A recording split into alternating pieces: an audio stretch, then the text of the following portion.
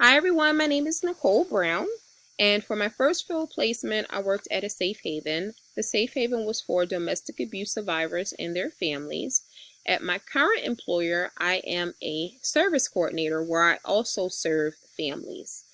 Um, my experience in working with families at my current employer has always been about advocacy. I work for a Medicaid HMO, and our message is, or our goal is to provide care to the poor and underserved.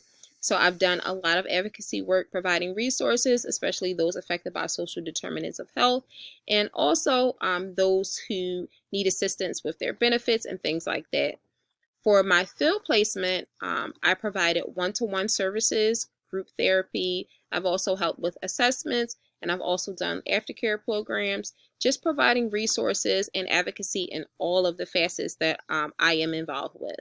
And that also includes the youth organizations that I serve. So the family structure of my immediate family, it it is my mom who is the matriarch of our family. It's myself, and I have two older brothers, and also a nephew who is more like my brother. My entire family is pretty close knit. All of my aunts are matriarchs as well, so they're sort of all of them are sort of like all of our moms, if that makes any sense. And the role that I have played in my family, I don't know. What role did I play, Mom? What role did I play in our family? She said confidant.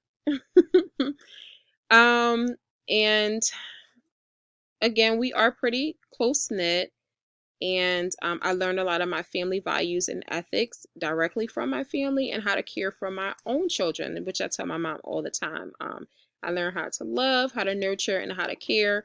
So my family system, I would say, has contributed heavily to my knack for advocacy and for providing care for those who are in need of it. I just have a very empathetic spirit, and I think it is a direct result of how I was raised.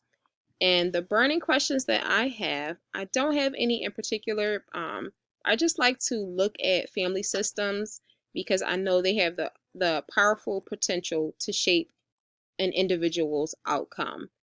Sometimes people learn things through social learning theory because of their family systems.